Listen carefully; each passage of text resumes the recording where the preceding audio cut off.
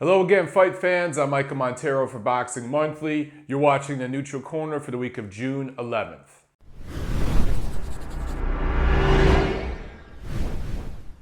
Last weekend, it was an emotional roller coaster in the world of boxing. A lot of great things, a lot of sad things. So let's go ahead and get right into the news and notes.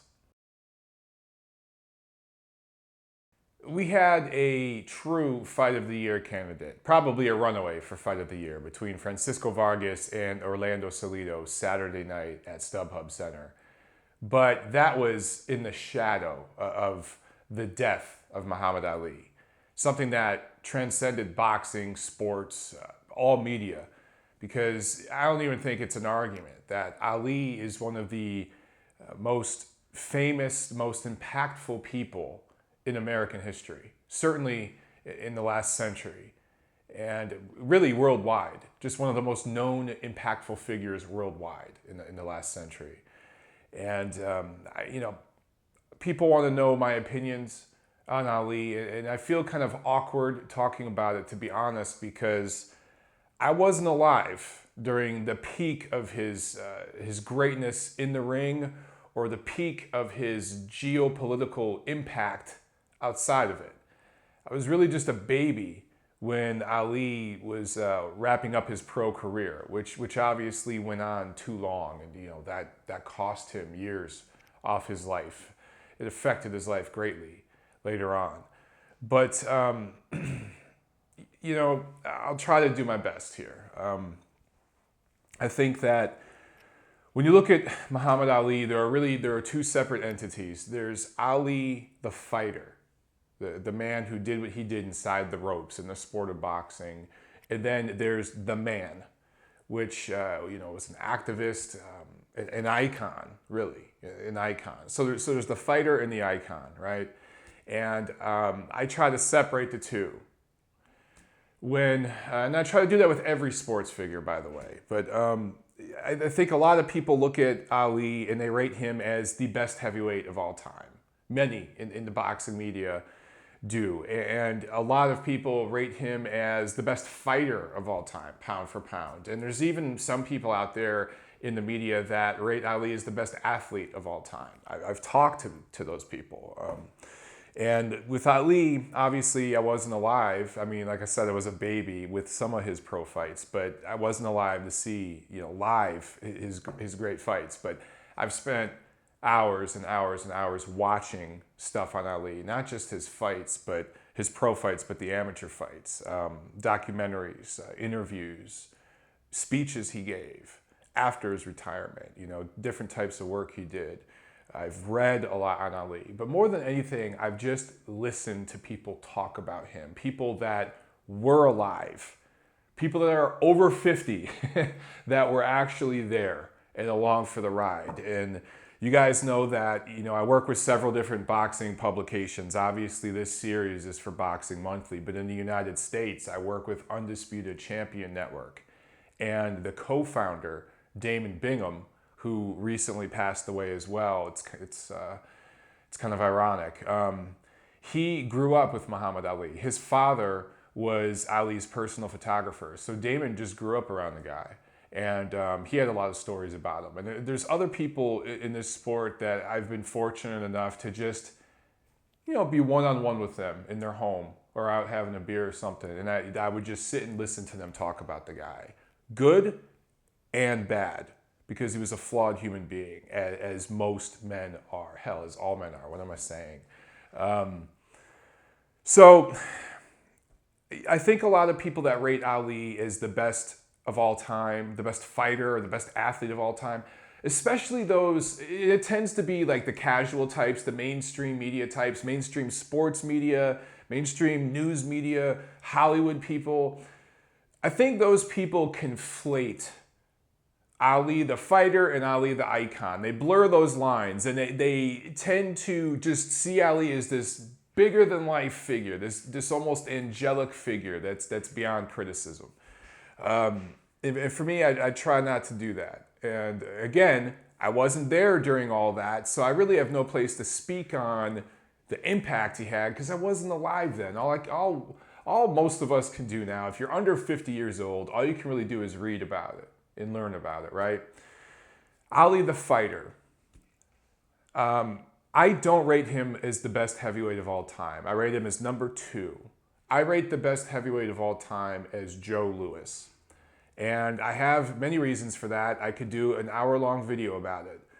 Joe Louis and Muhammad Ali / Cassius Clay are two men that I've studied a lot on, read a lot, watched a lot, talked to a lot of people about. And just based on the impact that Joe Louis had, there would have never been a Muhammad Ali if it weren't for Joe Louis.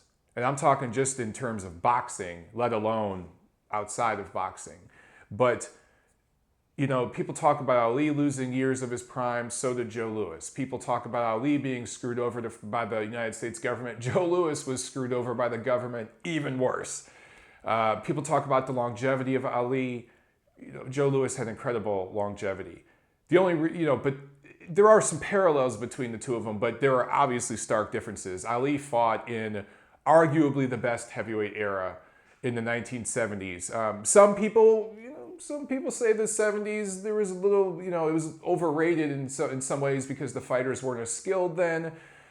I don't know, but there's no argument that the era of the 1970s heavyweights was at least the second or third best era in heavyweight history. I personally think it was probably the best, And Joe Louis fought in one of the weakest heavyweight eras, but he was dominant.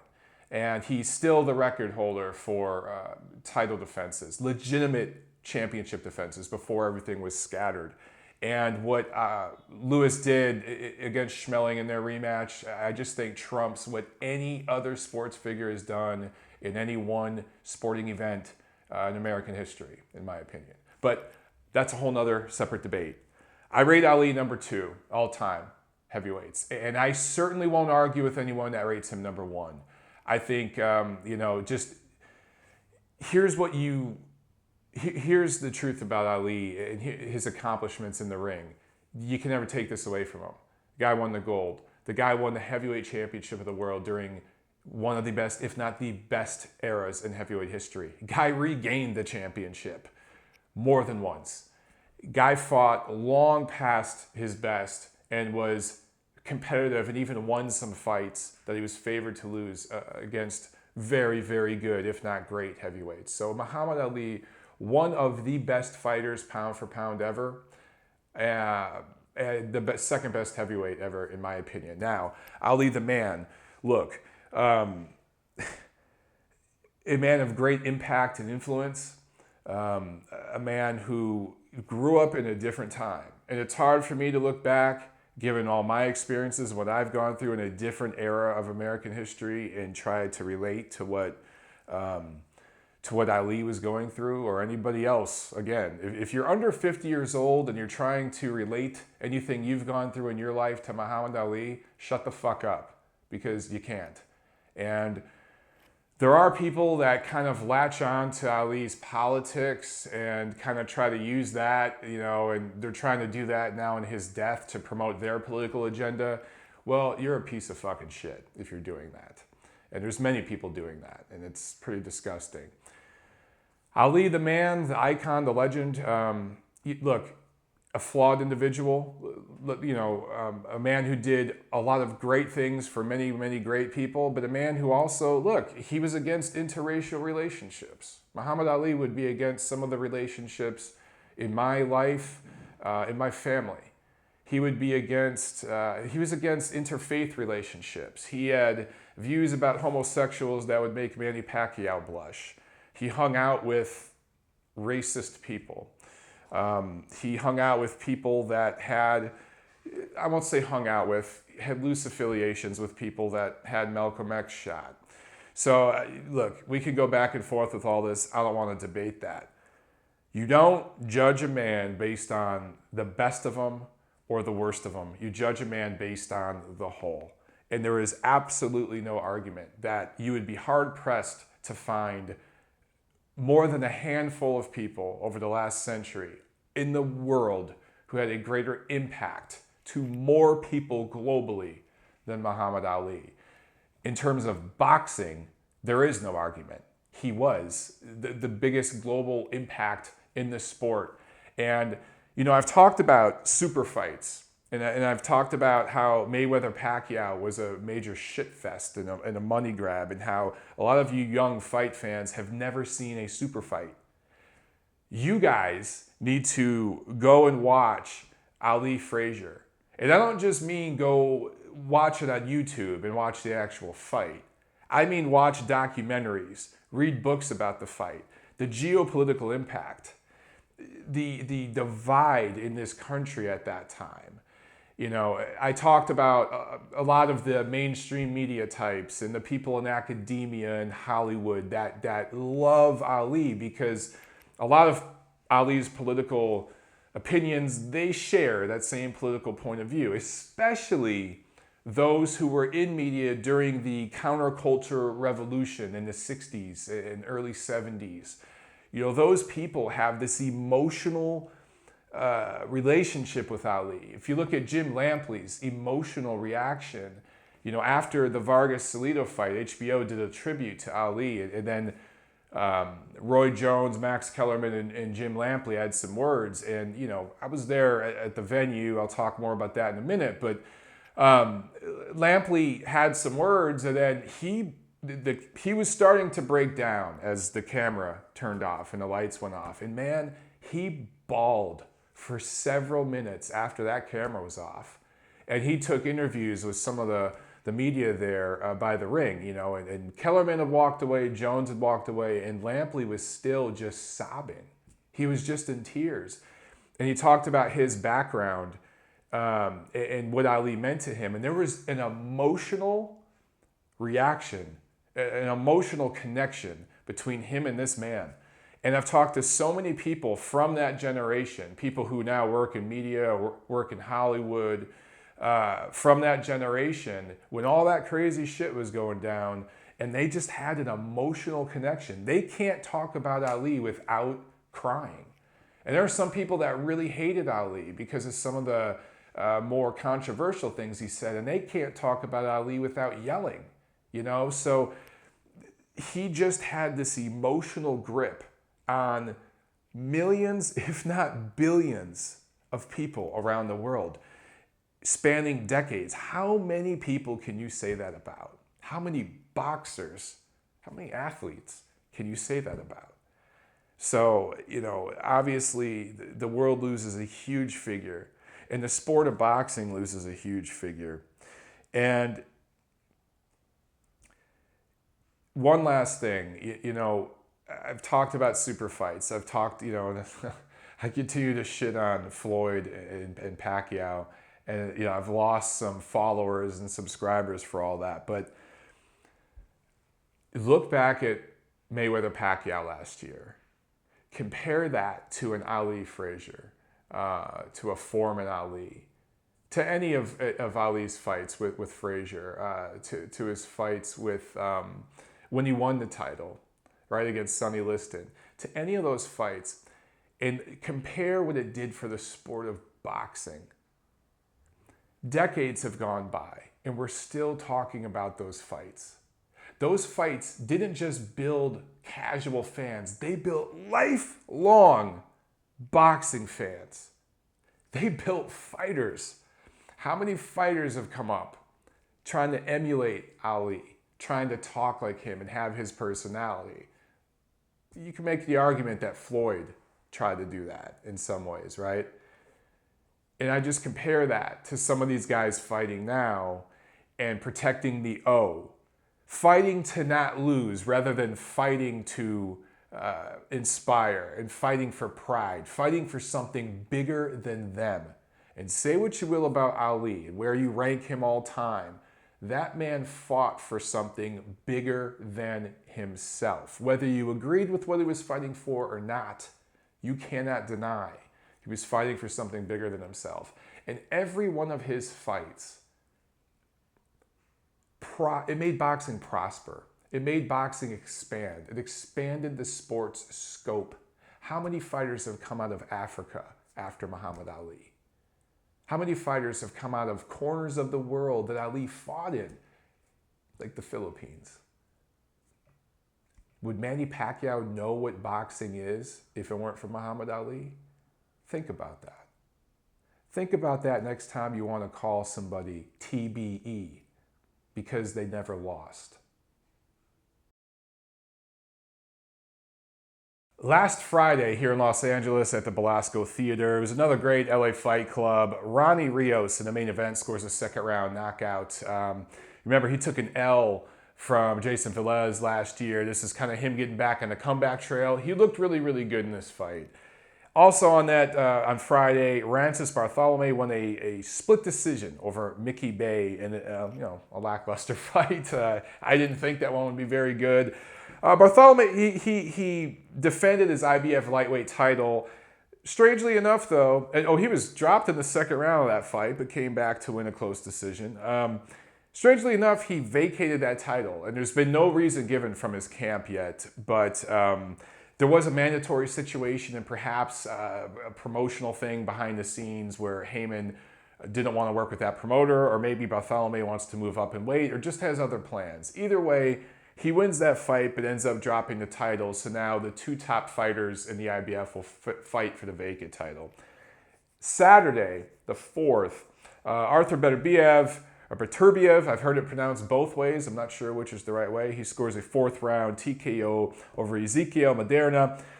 Knocked him down multiple times. This is a complete demolition, which it figured to be on paper. Maderna just pretty much stood right there in front of him. He tried to move back, but when you're moving straight back against a puncher like Beterbiev, you're going to get destroyed. This was, he looked good for a 1-year layoff, and he did have surgery, so there were questions about how he looked throwing those big power punches. He looked really, really, really good. This was an ESPN, PBC on ESPN fight, and it did a 400K TV rating. PBC on ESPN has about, I want to say 6 or 7, maybe 8 more dates scheduled throughout July and August. They have one more scheduled this month in June. Andres Fonfara is fighting. But throughout July and August, they have all these dates. And I just looked on the schedule this week and actually tweeted about it. But all of them, it says TBA. There's no fighters listed, and there's no venue listed. There's not even times that it's going to be on that are confirmed yet. So we don't know if it's going to be prime time or earlier in the day.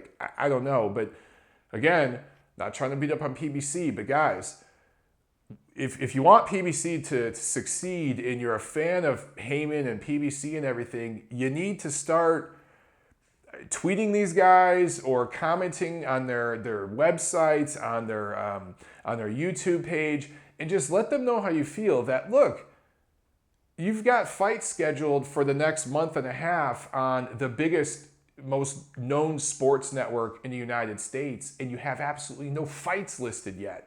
That's not how you do this. You think about it, late July, you got Crawford Postal. Obviously, we've known about that fight for a while now, right? You've got fights that are out around that time that were announced a while ago, that were confirmed, the date, the venue, all of it, a while ago. And you have all these dates on ESPN and there's no names. That's why, a network that's in hundreds of millions of homes in the United States did 400,000 TV rating this week. So just putting that out there, guys. Take what you will from it. I'm not trying to beat up on PBC. That's just the reality of when this thing doesn't work, when this thing goes down the drain, you're going to look back and you're going to say, well, they did this, and this wrong. And here I am telling you what they could do right now to improve their situation. So go ahead and call me a hater. In the UK, Liam Smith defended his WBO junior middleweight title with a second round KO over an opponent that doesn't matter. So Liam Smith, again, still in the discussion for a possible fight with Canelo Alvarez. I think that would be a bad move for Canelo Alvarez and his people. I think it'd be a great move for Smith because he'd get paid. I wouldn't favor him in that fight, but he'd definitely give Canelo a stern challenge. But I don't expect that to happen. But it is an outside possibility. Now on to the fight that everyone is still buzzing about. StubHub, man, there is something about the StubHub Center. As I told you guys last week, I didn't work this fight. I had some family in town, and a group of friends, about 14 of us, got 3 rows of tickets. We were kind of scattered among 3 rows, and went to this fight as fans. So I was just hanging out with the people. I saw a few of you guys there. I had a lot of fun. It was really, really cool just to be able to relax, sit down, have a drink, and watch the fights. And I met several of you guys who watched the show and everything, and it was really, really nice to meet everybody and just talk boxing with people while not being on the job.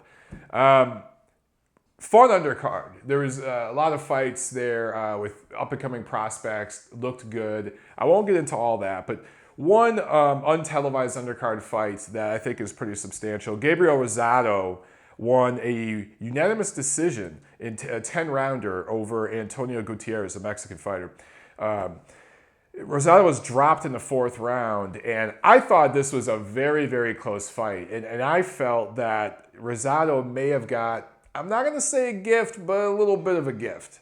This is not a robbery, but it was a close fight that I felt the Mexican fighter, the knockdown being the difference, that he deserved the nod. And there are a lot of people in the crowd that felt the same way. But what was interesting is, Rosado is, he's just around here in LA a lot. And, a lot of the fight fans out here know about him and see him at different functions and events and at the gyms and stuff.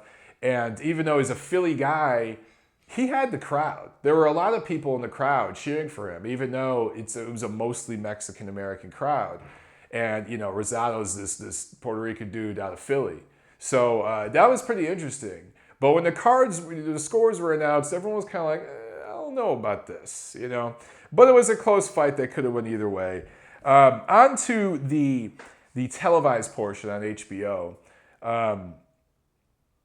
The opening fight, Abraham Lopez improves to 21-0, wins a 10-round unanimous decision over Julian Ramirez, who is now 16-1 as a pro. He takes his first loss. The scores, 98-92 and 97-93 2 times. This, most people thought was an outright robbery. And just people were just scratching their heads like, what the hell are these judges seeing? Now, I don't always go by CompuBox. They're not always the best, but CompuBox punch stats here. Lopez landed 213 out of 618 punches, 35%. Ramirez, 241 out of 665 for 36%. So looking at those punch numbers, pretty even. But Ramirez threw a little more, landed a little more. Slightly higher connect percentage. Just going by the punch numbers alone, you'd think that this would be a 96-94, 95-95 kind of fight, just off punch numbers.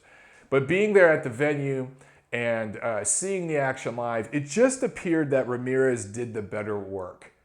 Every round was close and competitive. It really, really was. But Ramirez got cut and had to overcome that. And sometimes blood can influence judges. But 98-92, 8 rounds to 2. This was a 10-rounder. I have no idea what these judges were seeing. 7 rounds to 3. This was just one of those decisions where, again, if you're thinking this is like foul play or, the fix is in or something, Julian Ramirez is a golden boy guy, right? He's one of their prospects that they've been building up. He's fought at LA Fight Club several times. This was his graduation from LA Fight Club. And there were other fighters like Christian Gonzalez on this card that were those LA Fight Club guys. They're starting to go to bigger venues. So if there was going to be a fix-in for anybody, it'd be for Julian Ramirez. So it just doesn't make sense. This is just one of those decisions that leaves you scratching your head. Like, what the hell did they see? And I was with friends and hanging out and drinking beers and stuff. So I thought maybe, I was just mistaken. Because when we heard the scores, we were like, what? But I went back and I watched the replay of the fight, and even when I watched the replay, I'm like, what the hell did they see? It'd be one thing if it was like a split decision win or something for Lopez, but man, I don't know, man. That's just a head scratcher. In the main event, Francisco Vargas and Orlando Salido fought to a majority draw. And I think this is, obviously it's the leading contender for fight of the year so far. I don't see how any fight this year is going to top it. It's probably one of the better fights we've seen in a couple years. It's absolutely up there. We've had some really, really great fights at StubHub. And before I get into the fight itself and everything, I just want to say, obviously we want to see a rematch, right? That's something that I said right away. It's something that all the fans were saying. But, Vargas was cut up really, really bad. And this was one of those fights where both men had so much taken out of them. If they do a rematch here, it's just like I said about Jesus Soto Karass and Yoshihiro Kamagai, who fought to what was previous to this one, the leading contender for fight of the year, a while back this year. They don't need to do it immediately. We don't need to jump into this. As a matter of fact, I wouldn't mind seeing the rematch next year. I wouldn't mind if both of these guys took the rest of the year off. This was an absolute war. And it was a war where neither man would back down. What I think would be amazing is if they did a Vargas-Salido 2 and a Soto Karass Kamagai 2 doubleheader at StubHub, or maybe that would go to a bigger venue like the Forum or something, but you could absolutely do it at StubHub. I could live with it if it was like December this year or something, or early next year, like March or something next year. I think that would be an amazing doubleheader, and that would just be a no-brainer on HBO, Boxing After Dark, doubleheader. That would do a really, really good rating. Regarding ratings with this one, I think this did over 800,000 average rating. I think the peak was a little bit more than that. It didn't break 1 million, this main event, but it did solid 800,000. So more than twice the amount of people that tuned in to see ESPN's boxing tuned into premium cable HBO boxing. And again, HBO is in maybe 10% of the homes that ESPN is in. So when you consider all that, and then you consider that, this was not really two known fighters, especially to casual fight fans. Not that the ESPN card was either. I think that's pretty amazing. Well, maybe not amazing, but it's impressive. It's a good rating.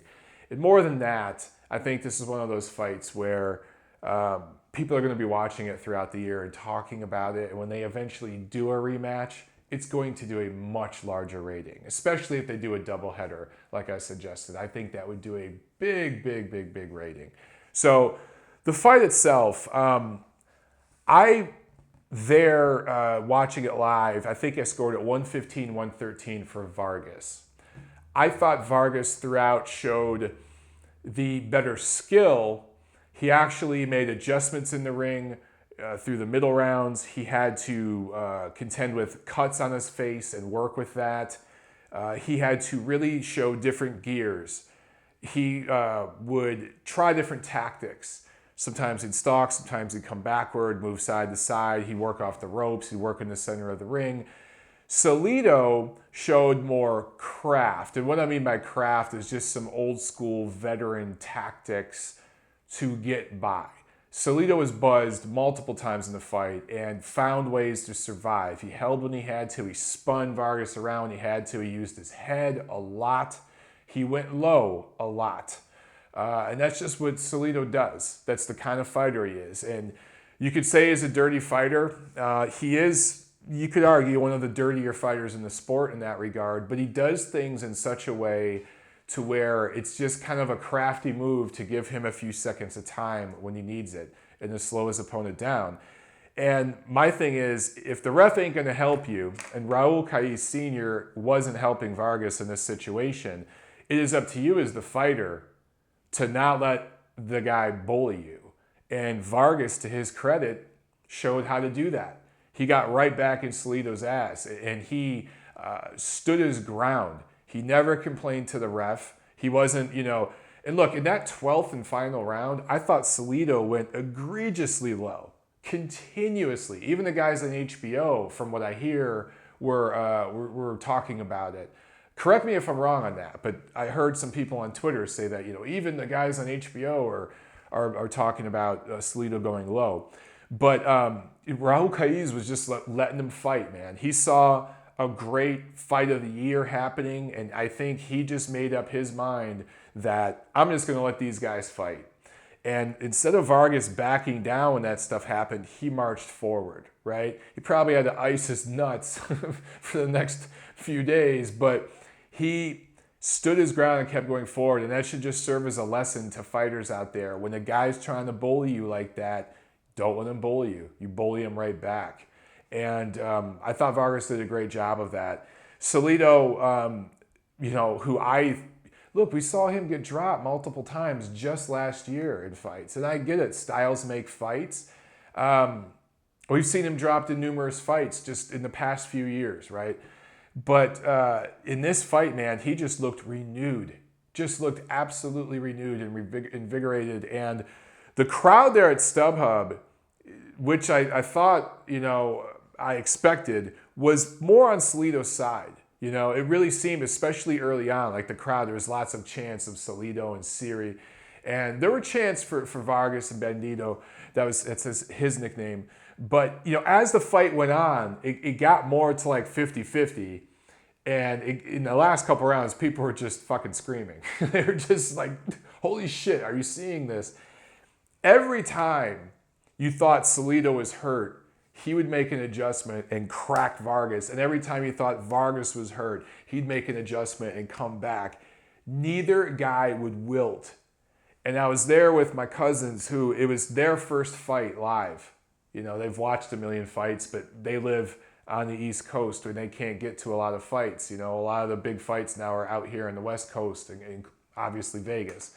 But, I was kind of explaining things to them as things were going on. And I just remember I kept saying to my cousin, like, man, this is going to come down to who wilts first, whose will breaks first, who cracks.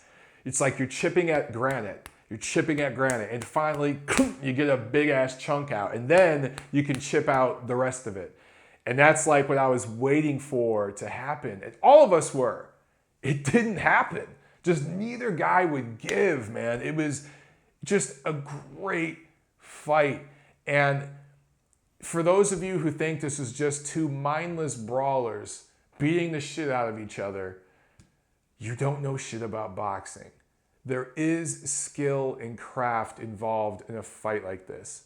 If there was no skill, if there was no craft, one of these men would have been knocked out.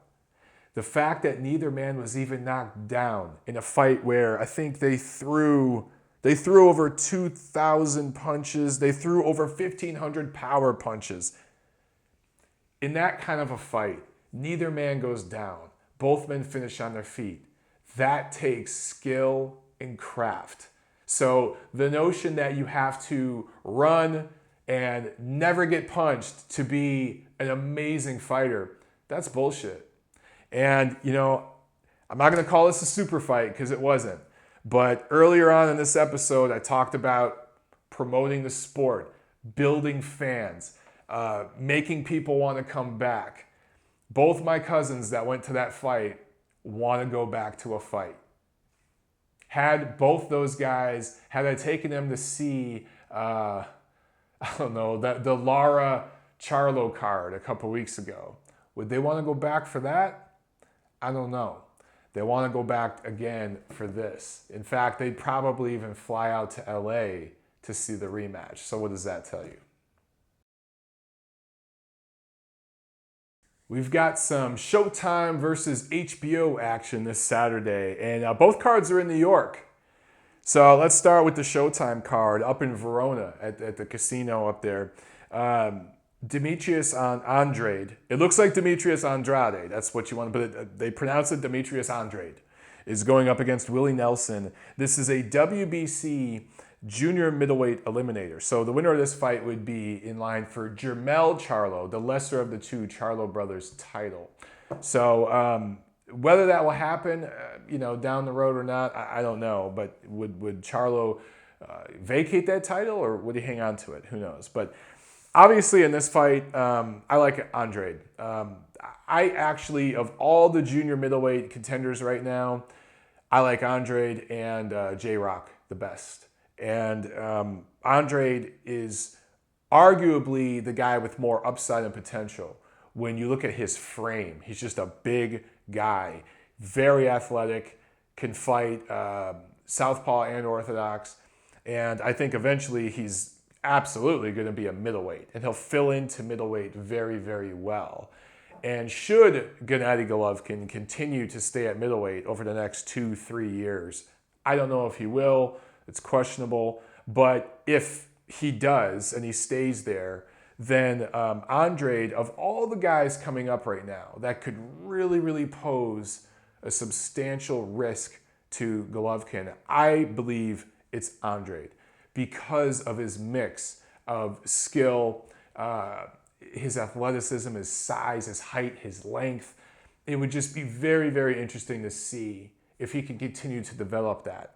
Now, all that gives him a lot of potential, but he hasn't fulfilled that potential yet. He hasn't really fought anybody top level, and he's going up against Willie Nelson here, who Willie Nelson is a good quality fighter, but he's streaky to me. Sometimes he looks really, really great with his power. Sometimes he looks very, very pedestrian. So I actually, don't think this fight will live up to some of the hype people are making it out to be. I like Andrade by decision here. He's been very, very inactive. This will be good to get some good rounds in, some good 12 rounds in here. And he needs to be very, very active this year. The fight that I'm excited about, Ruslan Provodnikov going up against John Molina. I don't think this fight will last very long. Actually, there's some out there that think this thing will be over in 2 or 3 rounds, that Provodnikov's just going to mow Molina down. I don't know about that, man. If Molina's obviously going to get tagged early on, if he doesn't get cut up real bad or hurt really, really bad and can kind of survive that early storm and take this thing into the middle rounds, this fight might actually go rounds. But you have to favor Provodnikov by stoppage here. And it might not even be a knockout. It might be a cut.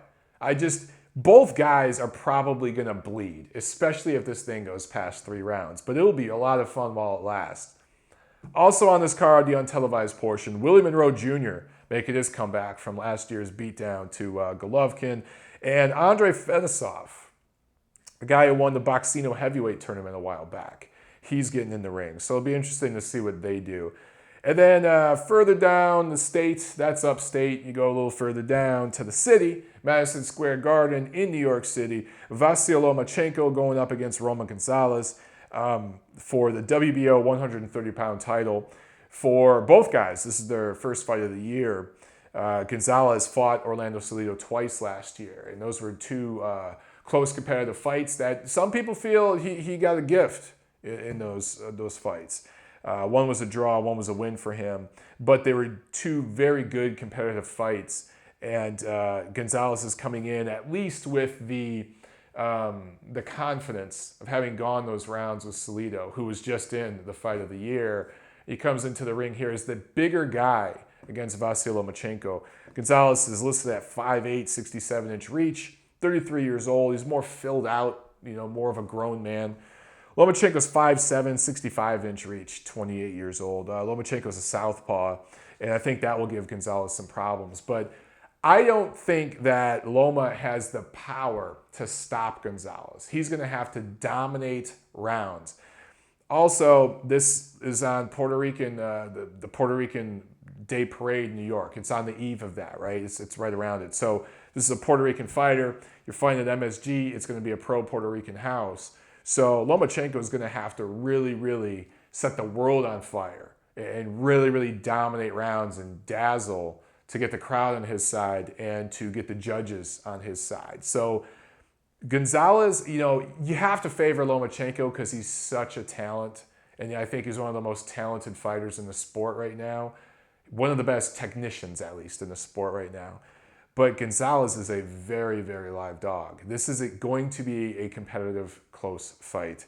On the undercard, you got Felix Verdejo fighting, and Zhou Shiming fighting. So it'd be interesting to see what they do. Obviously, Felix Verdejo is the star of the card, and the crowd's going to be out there for him. He needs to kind of get a big, exciting win, right? His last win, he got some good rounds in, boxed well, but it was not a very compelling performance that's going to build fans. Well, now he's going to be in MSG around the Puerto Rican Day Parade up there. There's a lot of Puerto Ricans in New York. There's more Puerto Ricans in New York than there is in Puerto Rico. So it'll be interesting to see if Felix kind of steps on the gas pedal here and tries to score an impressive victory. That's it for the boxing action this week. Let me know what you guys think, including your thoughts on Ali. Keep the political shit out of it, okay? This is boxing. And let me know what you thought about HBO's Ali tribute. And if there's any other Ali tributes you saw out there that you like and you want to share, I'd love to check them out. So I'll see you guys at the fights. Have a good one.